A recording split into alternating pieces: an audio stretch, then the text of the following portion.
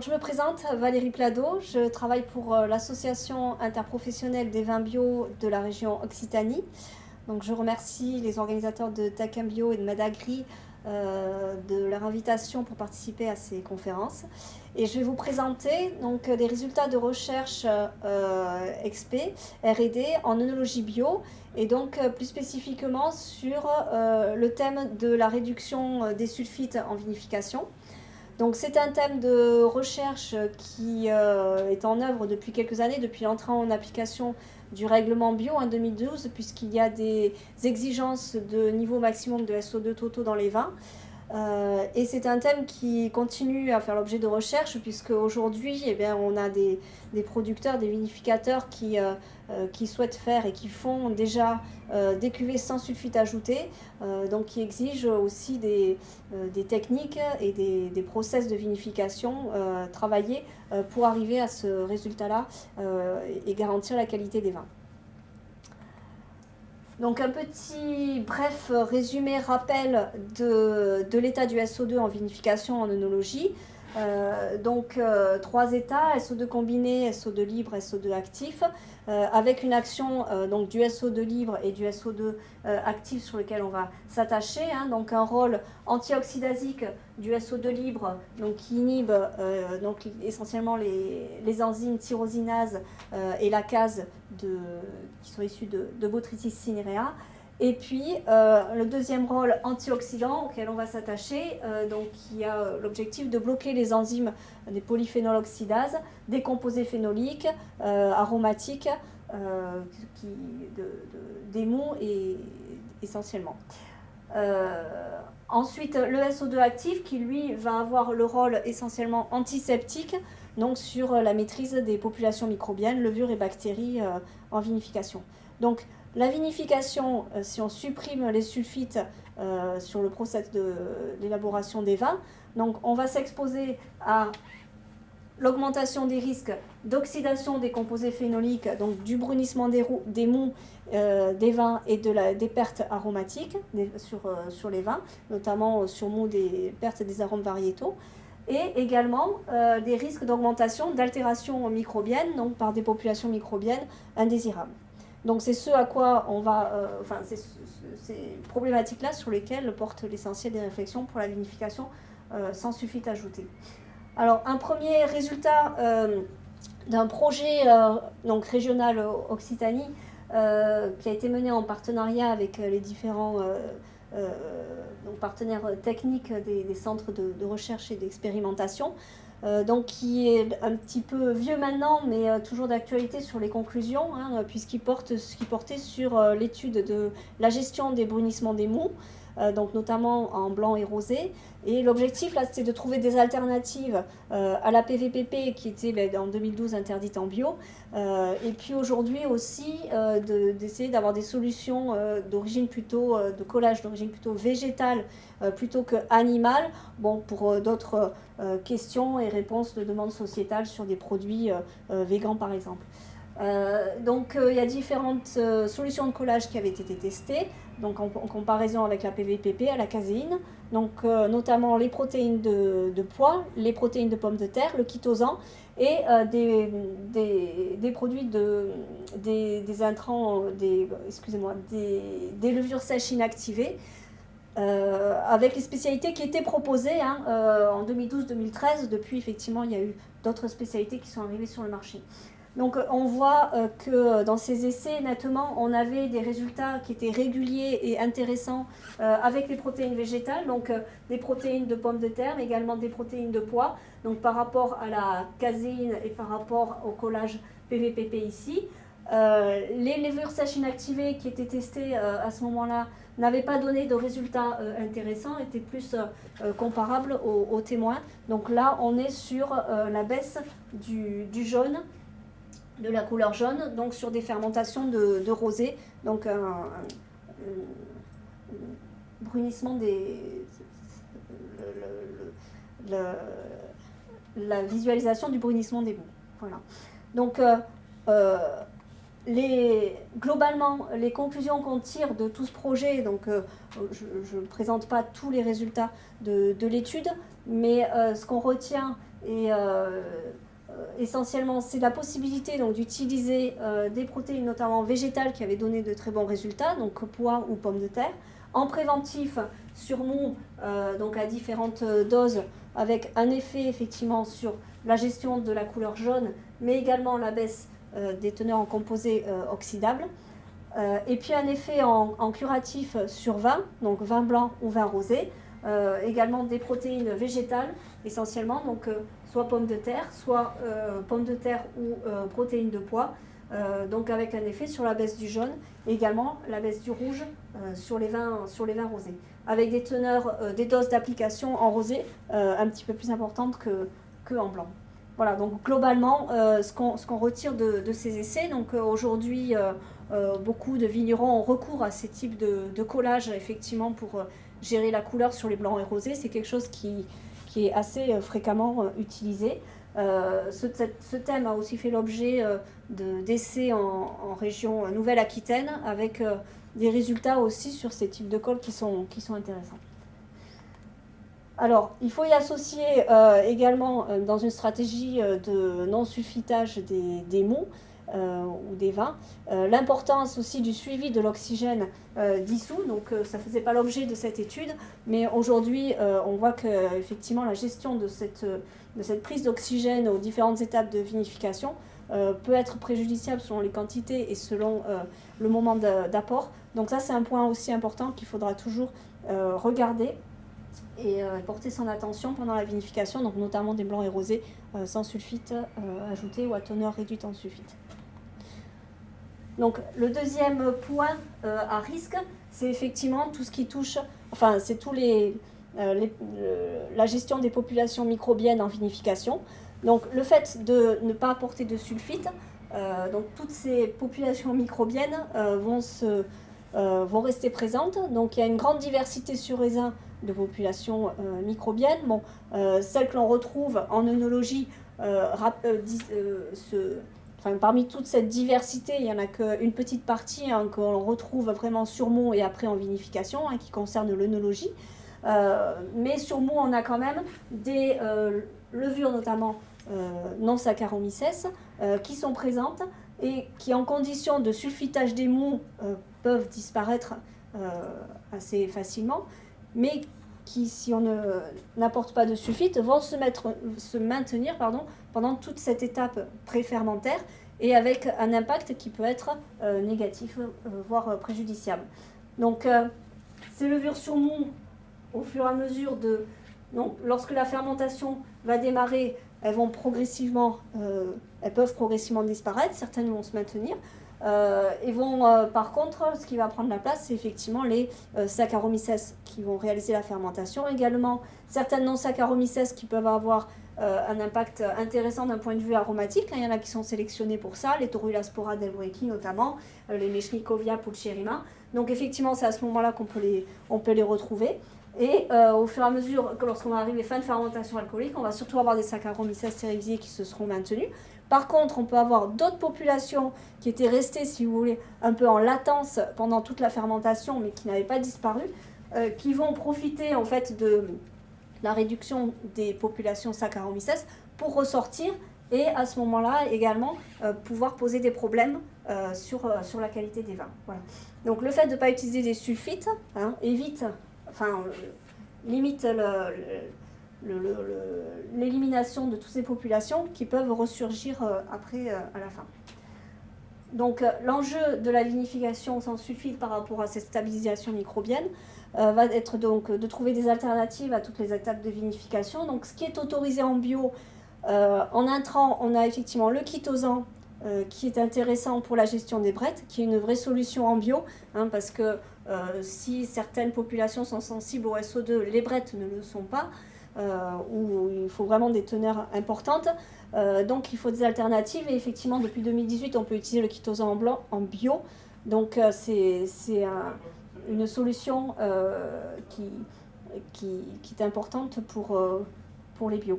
En process, effectivement on peut avoir recours à la bioprotection. Donc, je présenterai des résultats en suivant. Donc pour maîtriser les flores microbiennes sur mou, les premières étapes en pré-fermentaire.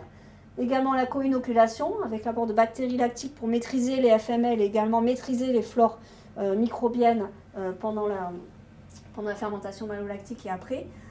Également le recours à plusieurs sous-tirages successifs, donc il ne faut pas négliger cette solution-là qui permet d'appauvrir en population microbienne et de clarifier et d'appauvrir en population microbienne en fin de fermentation.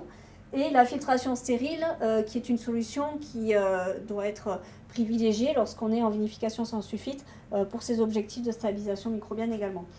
Alors je rappelle que sont interdits en bio le lysozyme, le DMDC, le sorbate de potassium.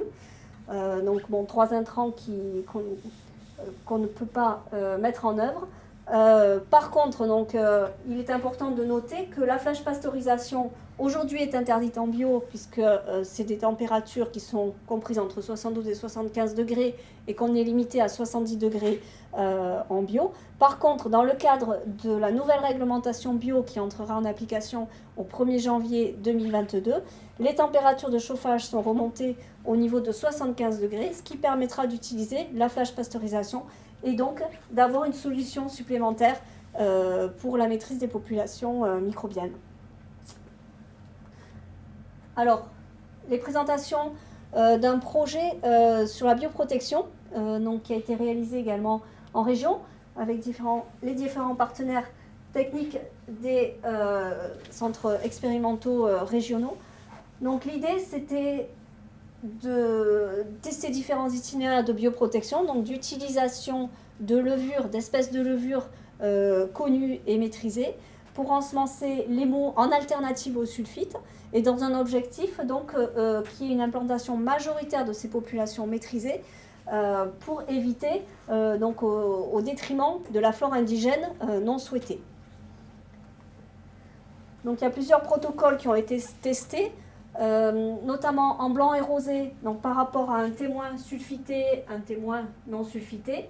Il y a un protocole de bioprotection qui a été testé avec des levures réhydratées à des petites doses à partir de 5 grammes par quinto, donc apportées à l'entrée en cave. Et puis, les collègues ont eu l'idée aussi de tester la bioprotection avec des doses beaucoup plus importantes, mais de la mener beaucoup plus tôt à la vigne, donc sur les raisins, dès la vendange. Par contre, en essayant de mettre en œuvre des levures non réhydratées parce que c'était plus facile d'utilisation, mais à condition que ces levures supportent la non-réhydratation et qu'elles puissent quand même se développer. Donc ça a été testé aussi. Donc le suivi, une analyse microbio de la reconnaissance des levures en présence a été faite juste avant le démarrage de la fermentation alcoolique pour savoir effectivement comment avait été colonisé le milieu. En rouge, également les process ont été testés en rouge, donc en comparaison aux témoins sulfités ou non sulfités. Donc une modalité de bioprotection avec des levures réhydratées donc à l'entrée en cave ou proche de l'entrée en cave. Et puis une modalité de bioprotection avec des levures non réhydratées, donc avec des doses beaucoup plus importantes et essayer de l'amener, comme en blanc et rosé, le plus tôt possible au vignoble. Alors, dans le cas des rouges, il y a différents types de fermentation, de schémas de vinification qui ont été suivis, et surtout de process pré-fermentaires, donc soit la vinification traditionnelle avec le lancement de la fermentation alcoolique de suite, soit des macérations plus ou moins longues et des macérations pré-fermentaires à froid également. Alors, quelles sont les conditions pour réussir la bioprotection ? Donc quelques résultats qui permettent de mettre en avant les points les plus importants à retenir dans ces stratégies-là. Donc vous avez représenté ici les différentes modalités testées et là les niveaux de population microbienne qui ont été observés donc, en fin de phase préfermentaire.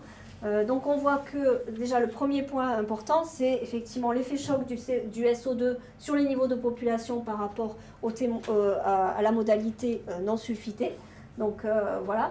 Et les modalités de bioprotection, on remarque qu'effectivement il y a une très très bonne implantation et des niveaux très importants de la levure de bioprotection qui a été utilisée ici. Par contre, ce sur quoi il faut être vigilant, c'est que ça n'élimine pas complètement la possibilité d'avoir un résidu, une sorte de bruit de fond. Alors là, le bruit de fond était assez important, mais c'est pas comme ça sur tous les essais.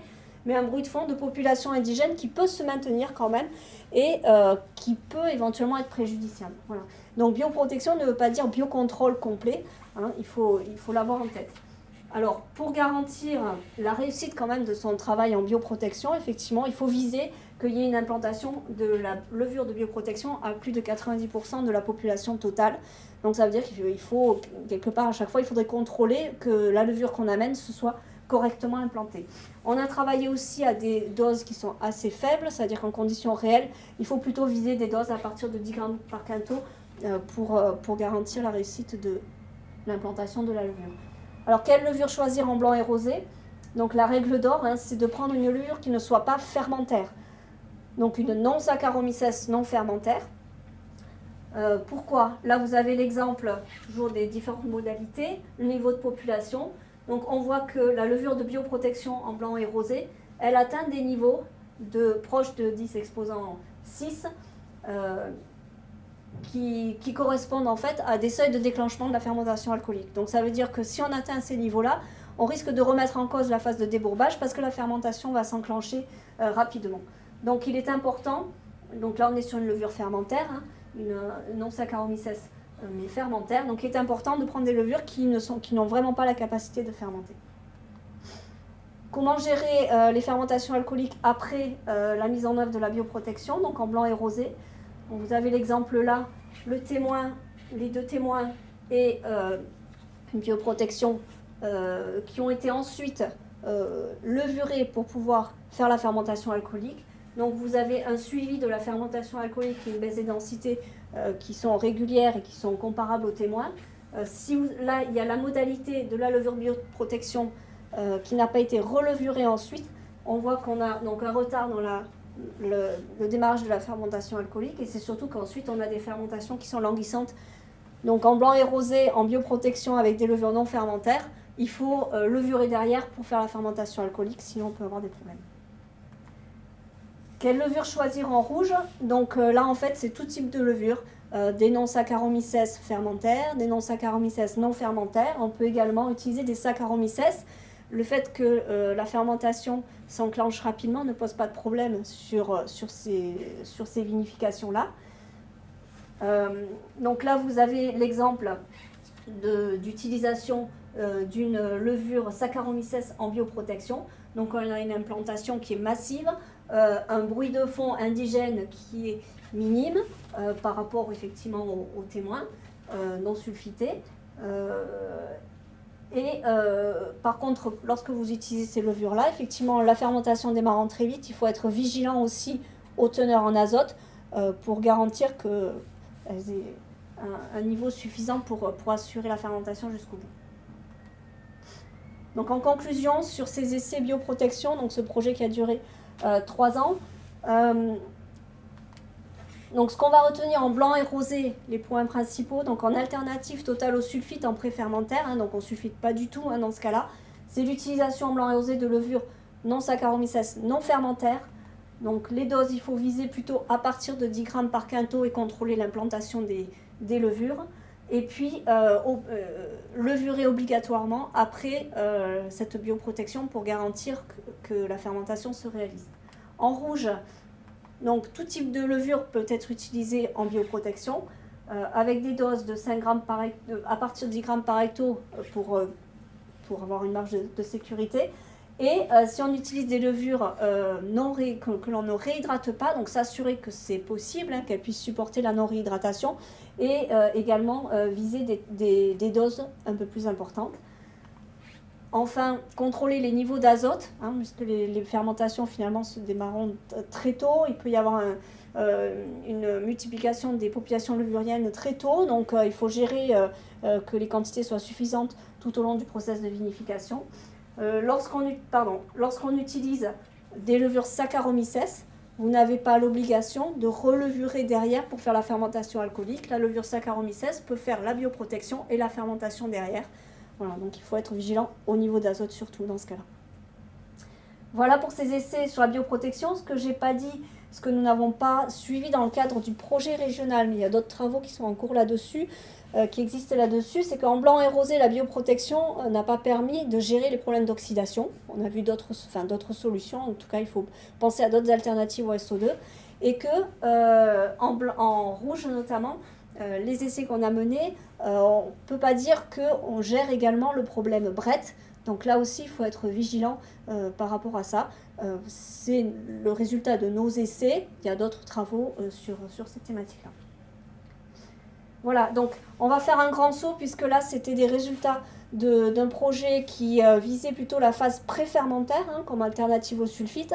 Là, je vais vous présenter des premiers résultats de travaux qui sont encore en cours, mais plutôt sur l'aspect conditionnement et conservation des vins, donc vraiment sur la phase finale, mise en bouteille, avec une étude d'une société Biocork qui travaille sur les emballages actifs, un projet en partenariat aussi avec l'INRAE, qui a pour objectif donc de développer un prototype d'emballage actif qui permettrait de gérer les problèmes d'oxydation en bouteille.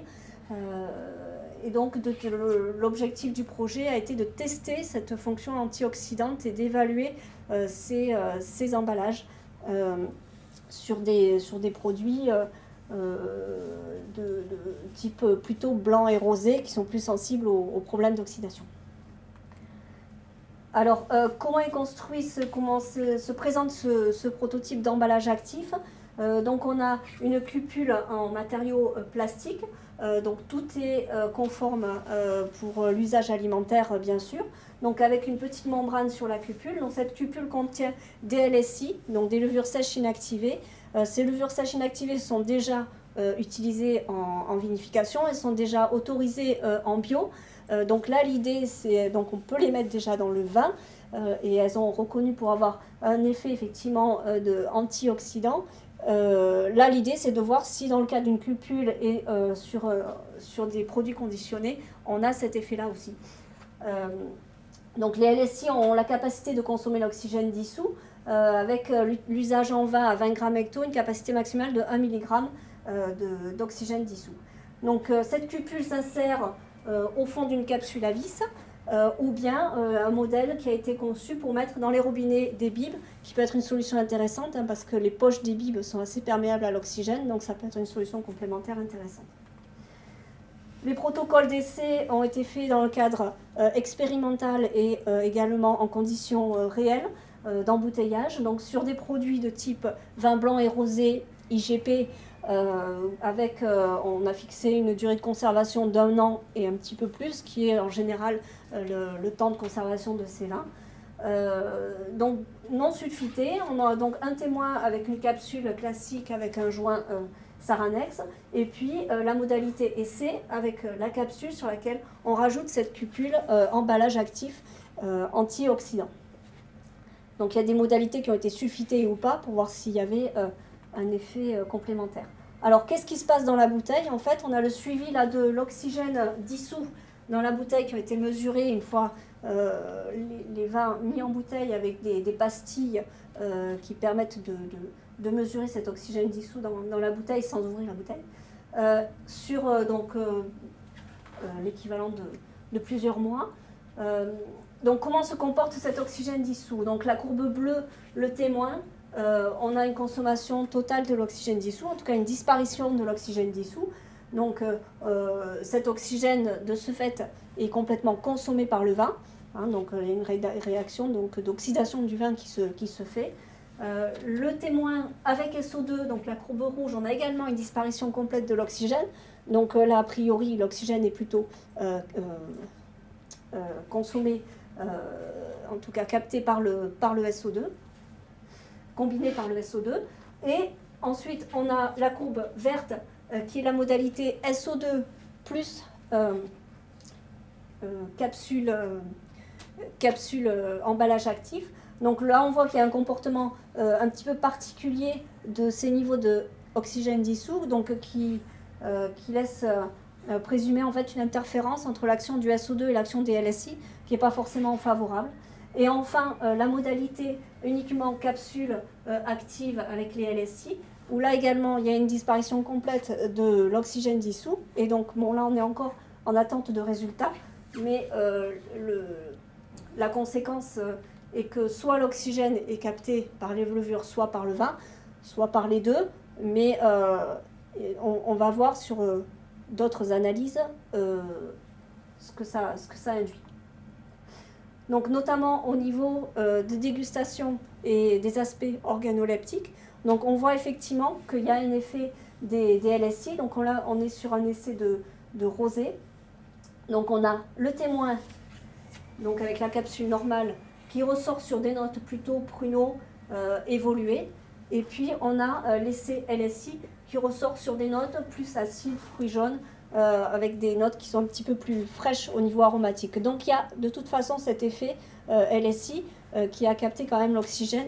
Donc tout n'est pas parti dans le vin. Donc le vin n'a pas été pas du tout oxydé, ou en tout cas a gardé sa fraîcheur par rapport au témoin. Donc il y a un intérêt effectivement de ces capsules pour la conservation. Alors l'étude a été complétée par un projet de stage qui s'est fait sur 3 mois. L'objectif a été de voir effectivement sur quel type de process et de vin et de circuits commerciaux ces capsules pouvaient amener quelque chose et sur quel profil de vin. Donc dans le cadre des essais, on a fait en conditions réelles des embouteillages sur des rouges. On a vu qu'il n'y avait pas d'intérêt sur des rouges conservés sur 1 an, sur des IGP, à utiliser ces capsules. Ça n'amenait pas plus sur les profils aromatiques, dans le cadre de nos essais en tout cas. Par contre, sur les blancs et rosés, effectivement, il y a un petit peu plus, il y a un intérêt qui est marqué. Alors sur les blancs, tout va dépendre du profil recherché par le consommateur. C'est vrai qu'il y a certains, alors sur les profils aromatiques, où on recherche vraiment la fraîcheur, type un vin sulfité, sans évolution du vin. Donc là, la solution de capsule active est une solution complémentaire qui est intéressante, quel que soit le circuit de distribution. Sur des profils un petit peu plus évolués, si on est sur des circuits courts, ça va peut-être être moins intéressant. Sur des circuits longs, ça le reste, parce que l'idée, c'est pas non plus d'avoir des vins complètement oxydés. Donc c'est une solution intéressante. Enfin, sur les rosés, c'est là où c'est le plus intéressant. Il y a quand même des problématiques de conservation des vins non sulfités rosés. Donc là, on parle bien vraiment sur des vins non sulfités, sans sulfite ajouté. Donc là, quel que soit le circuit, ça pourrait être une solution complémentaire intéressante pour préserver la fraîcheur des arômes des vins. Alors, ce projet n'est pas finalisé. La société travaille à développer un prototype qui s'adapte mieux sur les capsules, et également en attente donc, de la validation de l'EFSA sur le statut d'emballage actif de la capsule. Voilà, je vous remercie pour ce tour d'horizon des projets sur la thématique de la réduction des sulfites.